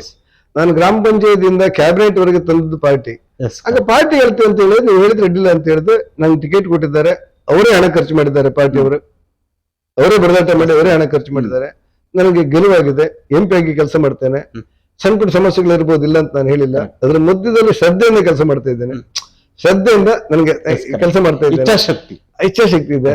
ಹೊಸ ಕನಸು ನೋಡ್ತಾ ಇದ್ದೇನೆ. ಉದಾಹರಣೆಗೆ ಈ ಪ್ರಧಾನ ಮಂತ್ರಿ ಸ್ವೋದ್ಯೋಗದಲ್ಲಿ ಮಹಿಳೆಯರಿಗೆ ಉಡುಪಿ ಜಿಲ್ಲೆಯಲ್ಲಿ ಪ್ರಥಮ ಸ್ಥಾನ ಬಂದಿದೆ. ಅಲ್ಲಿ ಅಧಿಕಾರಿಗಳಿಗೆ ಅದನ್ನ ಬಹುಮಾನ ಪಡೆಯಲಿಕ್ಕೆ ಕೇಂದ್ರಕ್ಕೆ ಹೋಗಿದ್ದಾರೆ. ಚಿಕ್ಕಮಗಳೂರು ಜಿಲ್ಲೆಯಲ್ಲಿ ನಮ್ಮ ವಿಶ್ವಕರ್ಮ ಯೋಜನೆ ರಾಜ್ಯದಲ್ಲಿ ಪ್ರಥಮ ಸ್ಥಾನಕ್ಕೆ ಬಂದಿದೆ. ಅದನ್ನು ಗೌರವ ಸಿಗಬಹುದು ಅಂತ ನಾನು ಯೋಚನೆ ಮಾಡ್ತೇನೆ. ಕೇಂದ್ರ ಸರ್ಕಾರದಲ್ಲಿ ಆಯುಷ್ಮಾನ್ ಭಾರತ್ ಅನ್ನ ಅನುಷ್ಠಾನ ಮಾಡಲಿಲ್ಲ ಅಂತೇಳಿ ರಾಜ್ಯ ಸರ್ಕಾರದ ಮೇಲೆ ತಗಾದೆ ತೆಗೆದಿದ್ದೆ. ಈ ಅಪಘಾತ ಆದ್ರೆ ತಕ್ಷಣ 1 ಲಕ್ಷ ರೂಪಾಯಿ ಸಿಗುತ್ತೆ ನನಗೆ, ಹೆಣ್ಣ ಗಂಡ ಜಾತಿ ಯಾವ್ದಂತ ಹೇಳಿಲ್ಲ, ಯಾವ ಆಸ್ಪತ್ರೆಗೆ ಹೋದ್ರು ಕೂಡ. ಅದನ್ನ PM ರಾವತ್ ಯೋಜನೆ ಅಂತಾರೆ, ಅದನ್ನ ಅನುಷ್ಠಾನ ಮಾಡಬೇಕು ಅಂತ ಹೇಳಿ ಖಾದರ್ ಅವ್ರ ಹತ್ರ ಮಾತಾಡಿದ್ದೆ. ESI ನಮ್ಮ ಚಿಕ್ಕಮಗಳೂರಲ್ಲಿ ಮತ್ತು ಉಡುಪಿ ಜಿಲ್ಲೆಯಲ್ಲಿ ಜನರಿಗಾದ ಅನ್ಯಾಯ ಯಾರಿಗಾಗಲಿಲ್ಲ. ನಿನ್ನೆ ಶೋಭಾ ಕರಂದ್ಲಾಜೆ ಹತ್ರ ಹೋಗಿ ಮಾತಾಡಿ, ಅಲ್ಲಿರುವಂತಹ ಸೆಕ್ರೆಟರಿ ಜೊತೆ, ಹೆಲ್ತ್ ಸೆಕ್ರೆಟರಿ ಹತ್ರ ಮಾತಾಡಿ ಮತ್ತು ಕಾರ್ಮಿಕ ಇಲಾಖೆ ಸೆಕ್ರೆಟರಿ ಜೊತೆ ಮಾತಾಡಿ ESI ಸರಳ ಮಾಡಿ ಜನರಿಗೆ ಕಾರ್ಡ್ ಕೊಟ್ಟ ಕೂಡಲೇ ಅವರಿಗೆ ಚಿಕಿತ್ಸೆ ಹಾಕಿ ಕೊಡಬೇಕು ಅನ್ನೋದನ್ನು ಯೋಚನೆ ಮಾಡ್ತಾ ಇದ್ದೇನೆ. ಒಟ್ಟಾರೆ ಸಂಸದನಾಗಿ ಕೇಂದ್ರ ಸರ್ಕಾರದ ಯೋಜನೆ ಅನುಷ್ಠಾನ ನನಗೆ ತೃಪ್ತಿ ತಂದಿದೆ ಮತ್ತು ಖುಷಿ ತಂದಿದೆ. ಆ ಕಾರಣಕ್ಕೆ ನಿಮ್ಮ ಪ್ರಶ್ನೆ ಎಲ್ಲ ಬಂತ ನಂಗೆ. ಆ ಕಾರಣಕ್ಕೆ ರಾಜ್ಯದಲ್ಲಿ ನೀನು ಕೆಲಸ ಮಾಡು ಅಂತ ಕೇಂದ್ರ ನಮ್ಮ ಪಾರ್ಟಿಯವರು ಹೇಳಿದ್ರೆ ಕೆಲಸ ಮಾಡ್ತೇನೆ. ಅದಲ್ಲದೆ ಇದ್ರೆ ನಂಗೆ 66 ವರ್ಷ, 3 ವರ್ಷ MP ಇದೆ, ನಂಗೆ 69 ಆಗುತ್ತೆ. ಇಲ್ಲ ನಿನ್ ಪಾರ್ಟಿ ಕೆಲಸ ಮಾಡುವ ಅಂತ ಹೇಳಿದ್ರೆ ಅದನ್ನ ಮಾಡ್ತೇನೆ. ನನಗೆ ಅದರಲ್ಲಿ ಹೊಸ ಸಮಸ್ಯೆಗಳು ನನ್ನ ಮಂತ್ರಿ ನಾನು ಅದೇ ಪ್ರಶ್ನೆ ನಾನು ನೋಡ್ತಾ ಬಂದ್ರೆ, ಒಬ್ಬ ಸಾಮಾನ್ಯ ಕಾರ್ಯಕರ್ತರಾದವರಿಗೆ ಮಾತ್ರ ಜನರ ಸಮಸ್ಯೆಗಳು ಎಲ್ಲವೂ ಕೂಡ ಅರಿಯಲು ಸಾಧ್ಯ. ಅದರಲ್ಲಿ ಒಬ್ಬ ಗ್ರಾಮ ಪಂಚಾಯತ್ ಸದಸ್ಯರಾಗಿ, ತಾಲೂಕು ಪಂಚಾಯತ್ ಸದಸ್ಯರಾಗಿ, ಜಿಲ್ಲಾ ಪಂಚಾಯತ್ ಸದಸ್ಯರಾಗಿ, ಪಂಚಾಯತ್ ರಾಜ್ ವ್ಯವಸ್ಥೆಯ ಸಂಪೂರ್ಣ ಎಲ್ಲಾ ವ್ಯವಸ್ಥೆಗಳು ಕೂಡ ಕೋಟ ಶ್ರೀನಿವಾಸ ಪೂಜಾರಿ ಅವರಿಗೆ ಗೊತ್ತು. ಅದೇ ರೀತಿಯಲ್ಲಿ ವಿಧಾನ ಪರಿಷತ್ ಸದಸ್ಯರಾಗಿ ಗೊತ್ತು, ವಿಧಾನ ಪರಿಷತ್ನ ವಿಪಕ್ಷ ನಾಯಕರಾಗಿ ಗೊತ್ತು, ಹಾಗೆಯೇ ಕರ್ನಾಟಕ ರಾಜ್ಯದ ಮಂತ್ರಿಯಾಗಿಯೂ ಕೂಡ ಸೇವೆಯನ್ನು ಸಲ್ಲಿಸಿದ್ರಿ, ಸಂಸದರಾಗಿಯೂ ಕೂಡ ಸೇವೆಯನ್ನು ಸಲ್ಲಿಸಿರುವಂತದ್ದು. ಈಗ ಪ್ರಮುಖವಾಗಿ ನನಗೆ ತಿಳಿದ ಮಟ್ಟಿಗೆ ಕೋಟ ಶ್ರೀನಿವಾಸ ಪೂಜಾರಿ ಅವರು ವಿಧಾನಸಭೆಗೆ ಬಂದಿಲ್ಲ. ಅದನ್ನು ಹೊರತುಪಡಿಸಿದ್ರೆ ಪಕ್ಷದ ರಾಜ್ಯದ ಜವಾಬ್ದಾರಿ ಏನಾದ್ರೂ ಕೋಟ ಶ್ರೀನಿವಾಸ ಪೂಜಾರಿ ಅವರಿಗೆ ಸಿಗುತ್ತಾ? ಗೊತ್ತಿಲ್ಲ, ನಾನು ಹಿಂದೆ ಜಿಲ್ಲಾ ಬಿಜೆಪಿ ಅಧ್ಯಕ್ಷ ಆಗಿದ್ದೆ, ರಾಜ್ಯ OBC ಮೋರ್ಚಾ ಅಧ್ಯಕ್ಷ ಆಗಿದ್ದೆ. ಯಾವ್ದಾದ್ರು ಜವಾಬ್ದಾರಿ ತಗೊಳ್ಬೇಕು ಅಂತ ಪಾರ್ಟಿ ಹೇಳಿದ್ರೆ ತಗೊಳ್ತೇನೆ. ನಾನೇ ಅದಕ್ಕೆ ಲಾಗ್ ಮಾಡಿಲ್ಲ. ದೇವ್ರು ಇಷ್ಟು ಕೊಟ್ಟು ಸಾಕು ನಂಗೆ. ಒಬ್ಬ ನಾನು ಎಲ್ಲರೂ ನನ್ನ ಟೀಕೆ ಮಾಡೋರು ಹೇಳ್ದಾಗೆ, ನನ್ನ ಮಗಳು ಅಲ್ಲ, ಟೀಕೆ ಮಾಡೋರು ಹೇಳ್ದಾಗೆ ಗ್ರಾಮ ಪಂಚಾಯತಿಂದ ಪಾರ್ಲಿಮೆಂಟ್ ವರೆಗೆ ಪಾರ್ಟಿ ನಂಗೆ ಅವಕಾಶ ಕೊಟ್ಟಿದೆ. ಇದಕ್ಕಿಂತ ಏನೇನಿತ್ತು ಯಾರಿಗಾದ್ರು? ಸರ್, ಯಾವತ್ತು ಅನ್ಸಿಲ್ವಾ ನಾನು ಪಾರ್ಟಿ ಒಂದು ಕ್ವಶನ್ ಕೇಳಿದಾರೆ, ವಿಧಾನಸಭೆಗೆ ಒಂದು ನಾನು ಪ್ರವೇಶ ಮಾಡ್ಬೇಕು ಅಂತ ಯಾವತ್ತು ಅನ್ಸಿಲ್ವಾ? ಇಲ್ಲ, ವಿಧಾನಸಭೆಗೆ MLA ಆಗಿ ಹೋಗಿಲ್ಲ, ಮಂತ್ರಿಯಾಗಿ ತುಂಬಾ ಕೆಲಸ ಮಾಡಿದ್ದೆ. ಮಂತ್ರಿ ಶಾಸಕರಾಗಿ ಹೋಗ್ಬೇಕು ಅಂತ ಏನಾದ್ರು ವಿಧಾನ ಪರಿಷತ್ ಸದಸ್ಯರು, ವಿಧಾನಸಭೆ ಸದಸ್ಯರಿಗೂ ಅಜಗಜಾಂತರ ವ್ಯತ್ಯಾಸ. ಪ್ರಪಂಚದಲ್ಲಿರುವಂತ ಎಲ್ಲಾ ಅವಕಾಶಗಳಿಗೆ ನನ್ನನ್ನು ಜೋಡಿಸಿ ಅಂತ ಹೇಳಿಕ್ಕೆ ಆಗುದಿಲ್ಲ. ಇವ್ರು ಇಷ್ಟು ಕೊಟ್ಟು ಸಾಕು, ಪಂಚಾಯತಿಂದ ಪಾರ್ಲಿಮೆಂಟ್ ವರೆಗೆ ಬಂದು ನಿರೀಕ್ಷೆ ಮಾಡುವ ಕ್ಯಾಬಿನೆಟ್ ಮಂತ್ರಿ ಆದೆ. ನಾನು ಅದೇ ಕೇಳ್ತಿರೋದು, ಮುಂದೆ ವಿಧಾನಸಭೆಯಲ್ಲಿ ಕೋಟ ಶ್ರೀನಿವಾಸ ಪೂಜಾರಿ ಅವ್ರನ್ನ ನಿರೀಕ್ಷೆ ಮಾಡ್ಬೋದಾ? ಪಾರ್ಟಿ ನಿರ್ಧಾರ ಮಾಡ್ಬೇಕು. ಪಾರ್ಟಿ ನಿರ್ಧಾರ ಆದ್ರೆ ಏನಂತ ನೋಡುವ. ಎಲ್ಲಕ್ಕಿಂತ ಹೆಚ್ಚಾಗಿ ನಮ್ಮ ಸ್ನೇಹಿತರೆಲ್ಲ ತುಂಬಾ ಚೆನ್ನಾಗಿ ಕೆಲಸ ಮಾಡ್ತಾ ಇದ್ದಾರೆ. MLA ಅವರೆಲ್ಲ ಎಲ್ಲ ಉಡುಪಿ ಜಿಲ್ಲೆಯಲ್ಲಿ ನಮ್ದೇ MLA ಇದ್ದಾರೆ. ಚಿಕ್ಕಮಗಳೂರು ಜಿಲ್ಲೆಯಲ್ಲಿ ನಮ್ದೇ ಆದಂತ ಪಾರ್ಟಿಯ ಸಂಘಟನಾತ್ಮಕವಾದ ಕೆಲಸಗಳಿದೆ. ಇವೆಲ್ಲದ್ರ ಮಧ್ಯೆ ಚಿಕ್ಕಮಗಳೂರಿಗೆ ಕೆಲವರು ದೂರ ಇರ್ತಾರೆ. ಏನಾದ್ರು ಅದೇ ಈಗ ಒಂದೇ ಹೇಗಿದೆ ಅಂದ್ರೆ, ಉಡುಪಿ ಚಿಕ್ಕಮಗಳೂರು ಲೋಕಸಭಾ ಕ್ಷೇತ್ರ, ಉಡುಪಿ ಜಿಲ್ಲೆಯ 5 MLAಗಳು, ಅದರ ನಿಮಗೆ ಬರುವಂತ 4 MLAಗಳು ಕೂಡ ಬಿಜೆಪಿ ಪಕ್ಷದವರೇ ಇದ್ದಾರೆ. ಚಿಕ್ಕಮಗಳೂರು ಜಿಲ್ಲೆಯ 5 MLAಗಳು ಕೂಡ ಕಾಂಗ್ರೆಸ್ ಅವರಿದ್ರು ಕೂಡ 4 MLAಗಳು, ನಿಮ್ಮ ವ್ಯಾಪ್ತಿಯ 4 MLAಗಳು ಕೂಡ ಕಾಂಗ್ರೆಸ್ ನಲ್ಲಿ ಇರುವಂತದ್ದು. ಎಷ್ಟು ಕಠಿಣ ಆಗುತ್ತೆ ಸರ್ ಕೆಲಸ ಮಾಡಕ್ಕೆ? ಇಲ್ಲ, MP ಕೆಲಸ ಆಗಿ ನಾನು ಇಲ್ಲಿ ಮಾಡ್ತೇನೆ, ನಮ್ಮ ಪಾರ್ಟಿ MLAಗಳಿದ್ದಾರೆ, ನಾನು ಸಹಕಾರ ಕೊಡ್ತಾರೆ. MP ಆಗಿ ಚಿಕ್ಕಮಗಳೂರಲ್ಲಿ ಕೆಲಸ ಮಾಡ್ತೇನೆ. ಅಲ್ಲಿ MLAಗಳು ನನಗೆ ಯಾರು ತೊಂದರೆ ಕೊಟ್ಟು ನಂಗೆ ಇವತ್ತಿನವರೆಗೆ ಗೊತ್ತಿಲ್ಲ. ರಾಜಕೀಯವಾದಂತ ವೈರುಧ್ಯಗಳು ಇರುತ್ತೆ, ಅದಕ್ಕೆ ನಾವು ಉತ್ತರ ಕೊಡ್ಬೇಕಾಗುತ್ತೆ. ಅದರ್ಥ ವ್ಯಕ್ತಿಗತ ದ್ವೇಷ ಅಲ್ಲ. ಯಾರೋ ಒಬ್ಬರು ನಮ್ಗೆ ವಿರುದ್ಧ ಇದ್ದಾರೆ ಅಂತ ಹೇಳಿ ಅವ್ರ ಮಗಳ ಮದುವೆಗೆ ನನ್ನ ಕಾದ್ರೆ ನಾನು ಖುಷಿಯಿಂದ ಹೋಗಿ ಬರೋದು. ಪುರುಷೋತ್ತರದ ಇದ್ರೆ ಬೇರೆ, ಯಾರ್ದೋ ಮತ್ತೆ ಸಮಾರಂಭ ಇದ್ರೆ ಖುಷಿಯಿಂದ ಪಡುವುದು. ರಾಜಕಾರಣದಲ್ಲಿ ವ್ಯಕ್ತಿಗತ ದ್ವೇಷಗಳನ್ನು ಇಟ್ಟುಕೊಂಡು ಬಹಳ ದಿವಸಗಳ ಕಾಲ ನೆಮ್ಮದಿಯಿಂದ ಇರ್ಲಿಕ್ಕೆ ಆಗುದಿಲ್ಲ. ಎಲ್ಲರೂ ನೆಮ್ಮದಿಯಿಂದ ಇರ್ಬೇಕಾದ್ರೆ, ಸಮಾಜ ನೆಮ್ಮದಿಯಿಂದ ಇರ್ಬೇಕಾದ್ರೆ ರಾಜಕಾರಣದಲ್ಲಿ ಅಭಿಪ್ರಾಯ ಭೇದಗಳು ಬೇಕು, ಸಂಘರ್ಷಗಳು ಬೇಕು, ಹೋರಾಟಗಳು ಬೇಕು, ಟೀಕೆ ಮಾಡಬೇಕು, ಟಿಪ್ಪಣಿ ಮಾಡಬೇಕು, ಆರೋಪ ಮಾಡಬೇಕು, ಪ್ರತ್ಯಾರೋಪ ಮಾಡಬೇಕು. ಆದ್ರೆ ನ್ಯಾಯಕ್ಕೆ ಧರ್ಮಕ್ಕೆ ಮೀರಿ ಹೋಗ್ಬಾರ್ದು. ಇದು ಪ್ರಜಾತಂತ್ರದ ವ್ಯವಸ್ಥೆಗಳಲ್ಲಿ ಒಂದು. ಹಾಗಾಗಿ ನಾನು ಟೀಕೆ ಮಾಡುವವರಿಗೂ ಕೂಡ ಖುಷಿಯಾಗಲಿ, ನೆಮ್ಮದಿಯಿಂದ ಇರ್ಲಿ ಅಂತೇಳಿ ಹಾರೈಕೆ ಮಾಡಿ ಅವ್ರ ಟೀಕೆಯಲ್ಲಿರುವಂತ ಅಂಶಗಳು ಏನಾದ್ರು ಸರಿಪಡಿಸ್ತೇನೆ ಅನ್ನುವಂತ ವಿಶ್ವಾಸ ಹೊಂದಿದ್ದೇನೆ. ಸರ್, ಇದುವರೆಗೆ ಈ ಒಂದು ವಿಷಯ ಸಂದರ್ಶನದ ಭಾಗವಹಿಸಿ ಪರಿಸರ ಸೂಕ್ಷ್ಮ ವಲಯದಿಂದ ಆಗುವ ಸಮಸ್ಯೆಗಳಾಗಿರ್ಬೋದು, ಆ ಒಂದು ಸಮಸ್ಯೆಗಳನ್ನ ಮಾರ್ಪಾಡು ಮಾಡೋ ನಿಟ್ಟಿನಲ್ಲಿ ಯಾವ ರೀತಿಯಾಗಿ ಕೆಲಸಗಳ ಮಾಡಬೇಕು, ರಾಜ್ಯ ಸರ್ಕಾರ ಹಾಗೂ ಕೇಂದ್ರ ಸರ್ಕಾರದ ಪಾತ್ರವೇನು, ಒಬ್ಬರು ಸಂಸದರಾಗಿ ಕೇಂದ್ರ ಸರ್ಕಾರದ ಗಮನವನ್ನು ಸೆಳೆಯುವ ನಿಟ್ಟಿನಲ್ಲಿ ಯಾವ ರೀತಿಯಾಗಿ ನೀವು ಕೆಲಸವನ್ನ ಮಾಡ್ತೀರಾ, ಪರಿಸರ ಸಚಿವರನ್ನ ಭೇಟಿಯಾಗಿ ನೀವು ಏನು ಈ ಒಂದು ವಿಚಾರಗಳ ಕುರಿತಾಗಿ ಚರ್ಚೆ ಮಾಡಿದ ವಿಚಾರಗಳಾಗಿರ್ಬೋದು, ಮುಂದಿನ ದಿನಗಳಲ್ಲಿ ಎಲ್ಲ ಸಂಸದರು ಒಟ್ಟಾಗಿ ಹೋಗಿ ಕೇಂದ್ರ ಸಚಿವರನ್ನ ಮೀಟ್ ಆಗುವ ವಿಚಾರ ಆಗಿರ್ಬೋದು, ಹಾಗೆ ಇತ್ತೀಚೆಗೆ ಬಂದಂತಹ ಕೆಲವೊಂದು ಆರೋಪಗಳ ವಿಚಾರಗಳಾಗಿರ್ಬೋದು, ಹಾಗೆ ತನಿಕೋಡು ಮಾಳಘಾಟಿಗೆ 14 ಕೋಟಿ 20 ಲಕ್ಷ ಅನುದಾನ ತಂದ ವಿಚಾರ ಆಗಿರ್ಬೋದು, ಶೃಂಗೇರಿ ಕ್ಷೇತ್ರ ಹಾಗೂ ಅದರಲ್ಲೂ ಪ್ರಮುಖವಾಗಿ 3-4 ಕ್ಷೇತ್ರಗಳ ವ್ಯಾಪ್ತಿಯಲ್ಲಿ 118 ಕೋಟಿ ಅನುದಾನವನ್ನ ತಂದು ಈಗ ರಸ್ತೆ ಅಭಿವೃದ್ಧಿಗೆ ಒಂದು ಮುಂದೆ ಹೆಜ್ಜೆಯನ್ನು ಇಟ್ಟಿರುವ ವಿಚಾರ ಆಗಿರ್ಬೋದು, ಹಲವಾರು ವಿಚಾರಗಳ ಕುರಿತಾಗಿ ಸುದೀರ್ಘ ಚರ್ಚೆಯಲ್ಲಿ ಭಾಗವಹಿಸಿದ್ದಕ್ಕಾಗಿ ನಮ್ಮ ಸೈರು ಸಮಾಚಾರ ತಂಡದ ವತಿಯಿಂದ ನಿಮಗೆ ಹೃತ್ಪೂರ್ವಕ ಧನ್ಯವಾದ. ನೋಡಿದ್ರಲ್ಲ ವೀಕ್ಷಕರೇ, ಇದು ಉಡುಪಿ ಚಿಕ್ಕಮಗಳೂರು ಲೋಕಸಭಾ ಕ್ಷೇತ್ರದ ಸಂಸದರಾಗಿರುವಂತಹ ಶ್ರೀಯುತ ಕೋಟ ಶ್ರೀನಿವಾಸ ಪೂಜಾರಿ ಅವರ ಜೊತೆಗಿನ ವಿಶೇಷ ಸಂದರ್ಶನ. ನಮಸ್ಕಾರ.